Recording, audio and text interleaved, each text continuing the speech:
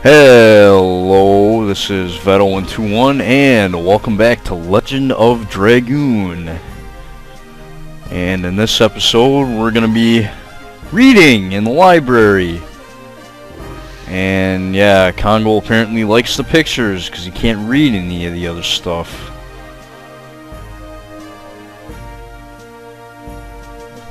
Apparently Winglies had enormous magical power.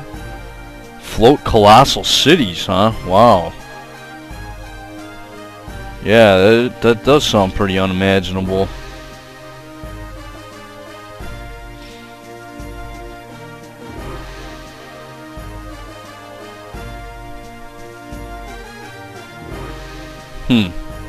Interesting.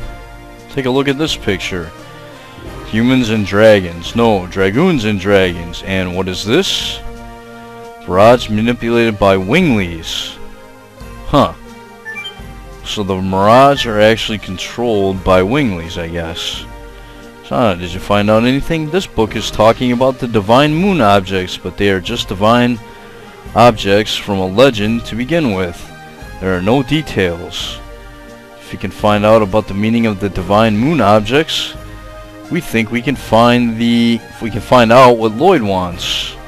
Okay, let me read the part I found. After the Dragon campaign, humans controlled the continent of Endiness and divided the continent into 4 and established 3 new countries: to the east Serdio, to the south Tiburoa, to the north Malay Sasu, and to the west of the continent the untouched land, the Death Frontier.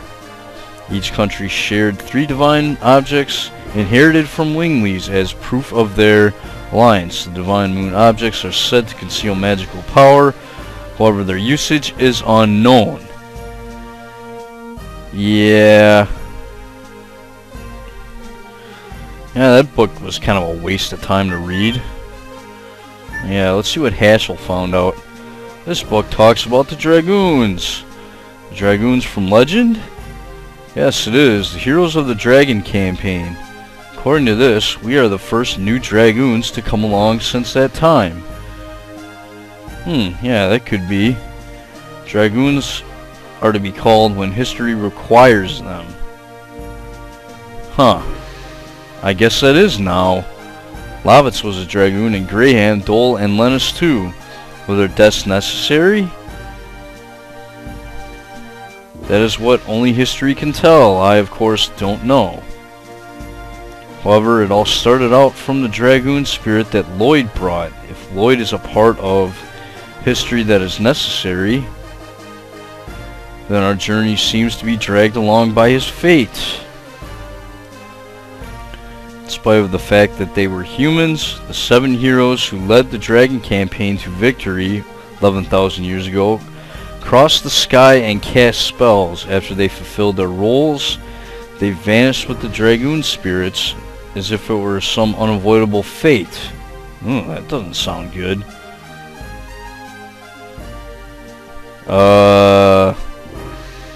Okay. Wait a minute. What was that thing I just... Oh, that's the ladder. Okay, I was about to say. Okay, yeah, we're not done yet. This is a marvelous place. It seems all the wisdom that humans can possibly know is here. I'm reading a book on politics now. This is very... Can you do politics after we take care of Lloyd? Yes, indeed. Now let me read the portion that talks about the dragons. According to this, dragons are the second most powerful species of all 107 creatures given life by the divine tree. Their attacks and life power overwhelm others. However, the Creator Soul created a balance by reducing the dragon's intelligence. Therefore, they were to be controlled by humans with their wisdom. During the Dragon campaign 11,000 years ago, they had fierce battles against Virages manipulated by Winglies and couldn't avoid being annihilated. But they weren't annihilated like the book says. Yeah, there's still some dragons around, obviously. True, and again, they are ruled by the Dragoons. I'll look for more. And, huh? It led to the Dragon campaign. Oh, what is this guy's problem?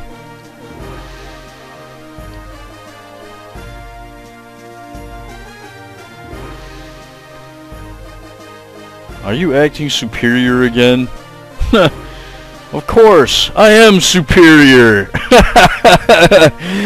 I prefer being hit with girls over feeling superior. I don't care about those things. Okay. It seems you are interested in the Dragon campaign. Winglies, Divine Moon Objects, Dragons, and Dragoons. These all had something to do with the Dragon campaign. Then Lloyd has something to do with the Dragon campaign? Dragon campaign is my specialty. Maybe I can be of assistance. Yeah, tell us. Yeah, we only know fragments. I see. This is the legend of the Dragon campaign that I know.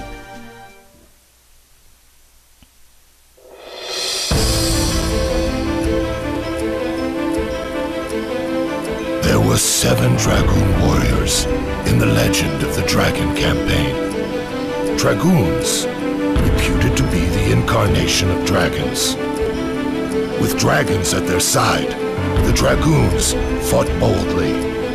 However, in the age when the legend was reality, the Winglies dominated all, even the gods. The gods answered to dictator Melbu Frama's prayers and granted him ultimate power. But the power was abused. The earth of Saint Imperial Gloriano was scorched by the gods' fire and became ashen. The anger and sadness of the people was fuel for the Dragoons' cause. Then at last they freed the gods. Without the gods' power, the Winglies perished, and our age, the human age, began. Thereafter, the gods floated in the sky.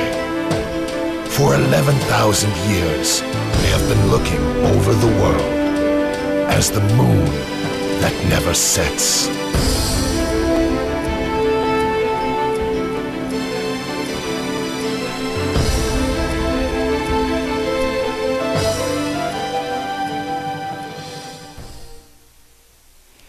Okay.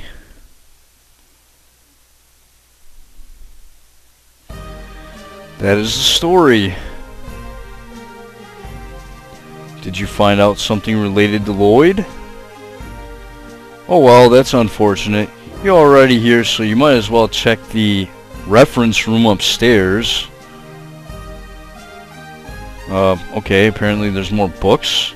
No, it contains the historical material of Malay Sisu. For other people, it may seem to be mere trash. However, for our country, they are all historic objects. This is something left by the black monster that brought an inferno down on this country. Really? It has already been 18 years. It is surprising that a young man like you already knows about it. I was born in Neat. God, you are a survivor from the village?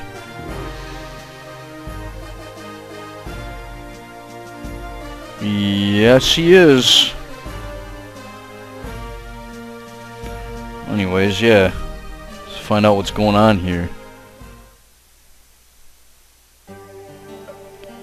This is the stained glass of the church in Neat. Do you remember seeing this? Yes, faintly, but I do remember. It was really a monster. These are the only things that survived the Black Flame. Do you know anything about what happened in Neat back then? Any survivors or? I know only one. Who is that? The second sacred sister of Malay Sisu, Sister Luana. Oh, okay. Seems you don't know her. No, we haven't met her yet. However, I can tell you a little about the Black Monster. There is a legend about the Black Monster and the Moon Child. Would you like to hear it? Do we have a choice? It's ironic, but people who visit the church in Neat pray for their own happiness by looking at this stained glass which shows the legend of the Black Monster and the Moonchild. Why did the gods create him? The Black Monster. He appears in various legends as a demon who rebels against and devours the gods. An evil plague that rejects peace in the world. The god that is the moon that never sets. The moon that never sets glows red every 108 years. It is a sign that a herald will be sent to Earth. The herald is known to us as the Moonchild. The legend says the Moonchild revives the gods on Earth and purifies the world. The Black Monster abhors, hates, and despises it, and kills the Moonchild. This sad karma is endless. This god stays forever in the sky, and the world is in never-ending chaos.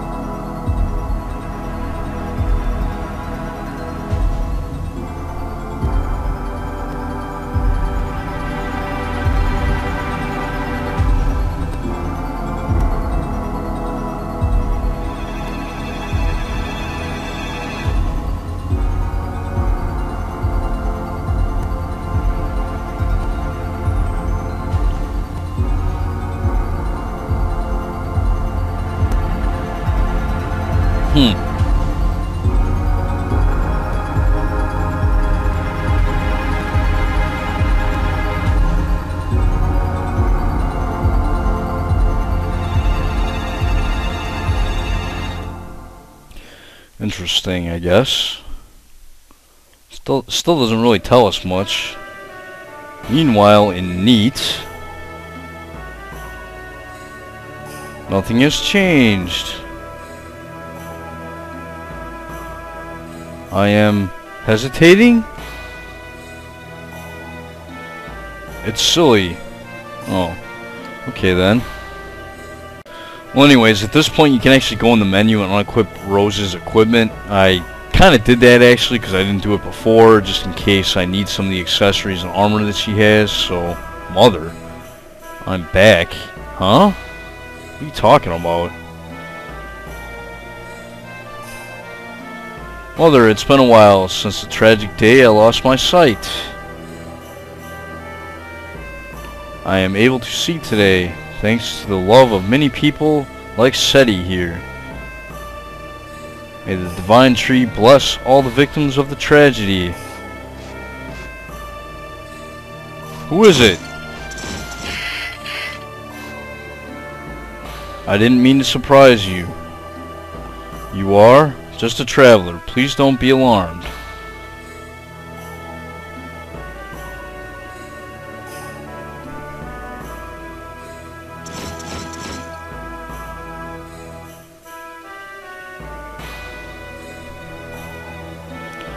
There are people of Neat and my mother sleeping here. Are you here to visit the grave too? I guess so. Then you know about Neat.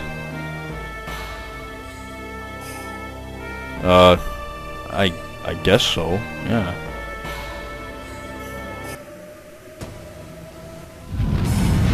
Alright. 18 years ago, apparently.